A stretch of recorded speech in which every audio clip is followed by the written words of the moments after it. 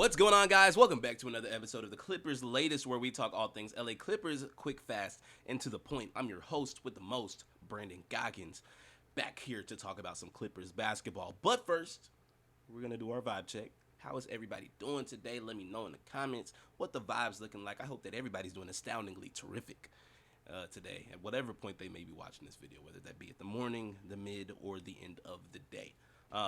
We've got a lot to talk about. The Clippers just played the Nuggets, as you guys know, so we're going to get straight into that and then talk about the game. So, without further ado, let's talk about this game. So, the starters that we had, we rolled with James Harden, Kawhi, Derrick Jones Jr., John Collins, and Big Zoo, of course. And the Nuggets rolled out Murray, Brown, Cam Johnson, Aaron Gordon, and, of course, Nikola Jokic, just like I predicted they would do. So, yeah, both teams were pretty much at full throttle. You know what I'm saying? They had everybody. And, man, both sides were putting on a show, if I must say so myself. This felt like a regular season game, especially that first half. Like, it was also the Clippers' first game in the Intuit Dome this year, and I'd like to think that they showed out. You know what I'm saying? You could tell that these teams know that they're going to see each other again come playoff time, so I mean, like, obviously, there's, like, a lot of history there, you know, especially after the Game 7 series from last year's postseason. Yeah. Anyways, the energy in this game was crazy. Everybody was diving for loose balls, chasing rebounds, fighting for position, and it wasn't even just the young guys trying to earn minutes and, like, trying to, like, you know, build a name for themselves. The vets were out there competing like it meant something. Like it meant something to them. And, like, I'm talking about the Clippers, but really on both sides. Like, it was just a really good basketball game overall, especially the first half. But, you know, that's a huge green flag, especially looking at it for us, because that tells you what kind of mindset that this team has going into the season, and I couldn't ask for a better mindset. Unfortunately, we did not pull out the dub, but I do have to give credit to the young guys. They came out in the fourth, and they played with heart, even down, you know what I'm saying? They went down. They tried to come back. They brought it close. They just couldn't hold on to it. But, like, even regardless, like, they didn't let up. And that's exactly what you want to see, that intensity, that hunger, that grit that they all play with. And it's encouraging for our future, especially since I've talked about how unclear it might look for, you know, some of us after our main guys either leave or retire. And, bro, like, another reason why we, like, lost towards the end, Curtis Jones. I don't know if you guys know who Curtis Jones is, because I certainly didn't know who he was prior to this game. I'm not going to lie. But whoever Curtis Jones is decided he wanted to turn into prime Stephen Curry in, like, the 7 minutes that he played. Like, I don't even know what did he finish with? No, I'm about to look this up. How much did he finish with? Curtis Jones against Clippers.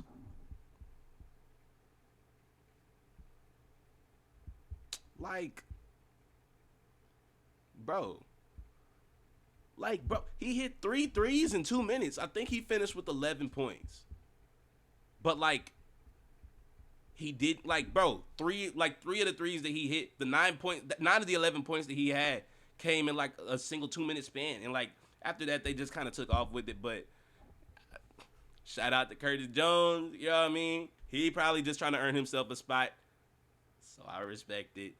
I ain't mad, just slightly annoyed, not even gonna lie. But at the end of the day, it's preseason, so I'm not really here to, you know, evaluate wins and losses. I'm watching how we look as a team, and overall, I think that we look really competitive, and, you know, that's what matters most to me.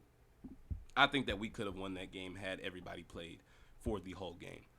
And a reason why I think that is because of Kawhi Leonard. Look. Kawhi Leonard's bag is severely underrated. Severely, like, for real. Like, nobody talks about it type. You know what I mean? And I've been saying it. And I'm going to stand on it. That brother is top 10 in the league. I don't care. Oh, he doesn't play. Oh, he never plays.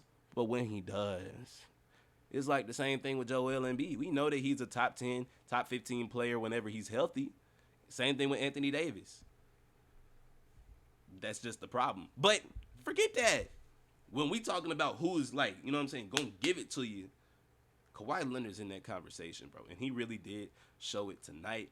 And I'm not sorry about saying that. I'm sorry, like I'm not. He only played in the half. I mean, played in the first half, but he cooked in the first half. Like he was really like, bro. I really kind of wish that I could have seen him finish that game. And I feel like I said this last game. Actually, I know I said this last game, but that's just like the type of time he's on. You know what I'm saying? Today he went out for 17 off of 5 for 10 shooting, bro. 19 minutes played. Like, and he looked different too. Like different. Like the best version of himself type different. You know what I'm saying? He not moving like somebody that just turned 24. I mean, not that just turned 34. He moving like a 24-year-old. Why? You know what I mean? Smooth, explosive, confident. Like bro, it looks like something like his like flipped in his head. Might be the aspiration nonsense, you know, igniting a fuel or igniting a fire under him, but we'll get to that. To me, it was one play that stood out there. I was like, bro, he's coming different this year. And it was when he was, you know, dribbling the ball towards the top of the key. He looked like he was about to hand the ball off at the top. And then out of nowhere, he turned that corner sharp as head. Like, I'm talking about, like, tight. I'm talking about, like, perpendicular, like, 90-degree angle it looked like. You know what I mean? Turn that corner. You know what I mean? And went straight to the rim for a powerful finish. Those of you that watch the game know exactly what I'm talking about. You could just tell that this offseason work that he put in is paying off, like, already. Like, he's been putting in extensive training since the summer, and it really shows. Like, he ain't had a preseason game in years, so he's getting these reps early between camp, workouts, and these games. It's setting him up for a much smoother start to the regular season because in the past, you know, he'd usually come in a little stiff, needing time to get his feet up under him because he'd be coming in the middle of the year with not enough, you know, prep time, just coming in with an expectation to, like, I don't know, be the Kawhi Leonard that, you know, we once knew in Toronto and San Antonio. But I think that this version of Kawhi can be that like it can be another one of those type of stints. I just really do feel it. Knock on wood, of course, but that's just what I feel. He's already in rhythm. If he can play, I was gonna say 65. Play the 65 game minimum, Kawhi. I would love for him to play 70 plus, but if we can at least get 65, it's gonna be scary hours for the rest of the West. And like I stamped that. And like you can call me a broken record. I don't care. I'm gonna say it until my point is re-emphasized, like reinforced, re-emphasized, whatever. Because I firmly believe it. And I want you guys to come back to these videos when I'm right. You know? That's gonna sound so stupid if I'm wrong. But I won't be. I just won't be, you know? So, hey, if we clean some things up, we gonna be that team that you need to deal with. And another reason why I say that is because of our defense. Now look, our transition defense definitely still needs some work.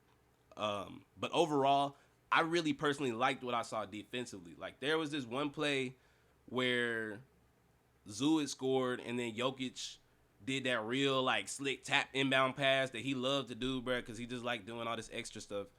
And before we could even blink, they were already down the court scoring, and we kind of looked lost. And Kawhi even mentioned this in his sideline interview that he did with Malika Andrews in the third quarter, that transition defense is still a big point of emphasis for this team. And it should be, because guys like Jokic will force you to game plan completely different. You know what I'm saying? Like, the stuff that he does, you got to be able to prepare for some stuff like that, because it's quite literally what sent us home last season. You get what I'm saying? He's a 7 feet guard vision type dude that runs the floor like a point forward, but he's a center, a point center.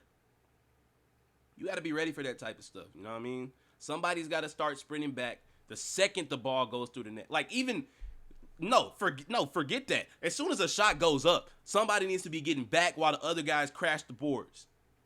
Somebody needs to get back. We can't have all 5 guys collapsing if we got Nikola Jokic on the floor, because I guarantee you they have the size to get the rebound. Somebody's already shooting out. Somebody's already getting back. We have to get somebody back there. Like, for real. You get what I'm saying? Even having one person back, at least one person back, that will make all the difference. Otherwise, we just gonna get beat down the floor every time. Every time. But outside of that, I feel like our half court defense looked pretty good. We had active hands. Our rotation looked really good, and we had some strong contests at the rim. 4 of our starters had 2 steals each, and that's great upside if you ask me. Denver's usually really clean with the ball, and they really got it tight. But we forced turnovers, and we capitalized on those turnovers. Brook Lopez, he had 3 blocks to go with his 15 points, and for a 37-year-old, that's very impressive. He's still giving us those quality minutes, still a presence defensively. Even some of the younger guys, they kept that same energy, jumping passing lanes, turning defense into offense. And I really just like what I saw overall defensively, transition aside. We will get there. You know what I'm saying? That's what preseason is for. I guarantee you that's something that they talk about in practice tomorrow, and that's something that we go over. So overall, we need to keep this up, because if this team can play elite defense from start to finish, not just in spurts, we're going to be a problem come playoff time, because then we're going to have it figured out, and I stand on that. A big reason as to why our defense was looking good, a big reason as to why we were looking good in general. Derrick Jones Jr., man. This brother, Derrick Jones Jr., continues to prove that he's an impact player. He had multiple defensive plays that turned into offense. Like what I was talking about in the last section, he was the reason for a lot of that. There was this one lob attempt where somebody tried to throw it up, and he just straight up just snatched the ball out of the air. Like, it was like one of them snatch blocks in 2K that they used to do. I don't know if that's still a thing. I ain't played 2K in some years. But I remember that a snatch block used to be a thing. Like, he just took it. And, of course, it led to a fast break bucket. And I'll be honest, I probably did downplay the amount of minutes that he should be getting when we talked about that a few weeks ago. Because this dude does a lot that doesn't show up on the box score or in the box score. I saw him getting deflections, pressuring ball handlers, making guys hesitate, and that's all stuff that matters. You get what I'm saying? And with the team full of stars, I think that DJJ is the perfect piece. You know, he knows his role, he does the dirty work, and he takes pride in it. And every championship team needs guys like that. He was a big part of Dallas' success in the finals in 2024, and even though they didn't win it all, he's bringing that same grit here. You get what I'm saying? Like, that's what we need. And look, I know he and John Collins only started together because we were shorthanded without Bogey and Bradley Beal, but I kind of like that lineup. I'm not going to lie. The Bounce Bros together was pretty fun to watch, you know? Even if it's not a permanent thing, I wouldn't mind Coach Ty Lue mixing that combo up every now and then just to keep opponents on their toe. You know, I don't see no problem with it. But no, I liked what I saw out of Derrick Jones Jr. That was, a really good game from him. Even if it doesn't all show up on the stat sheet, what he does for this team and what he will continue to do for this team is something worth noting and something worth praising. But that is going to do it for this episode. I do hope you guys enjoyed. Let me know your thoughts in the comment section. What do you guys think about this game? How do we play? Am I over-exaggerating on Kawhi? What do you think that we need to improve on defense? And, everybody give a shout-out to my boy Derrick Jones Jr. in the comments, because he's going to be the X factor. That's really all I have to say about that. But, as always, hit the like button if you enjoyed this video. And, of course, consider subscribing if you're new here. I'm going to catch y'all in the next one. Y'all be easy. Y'all stay sleazy. And always keep it capital P. I'm going to see y'all. Peace.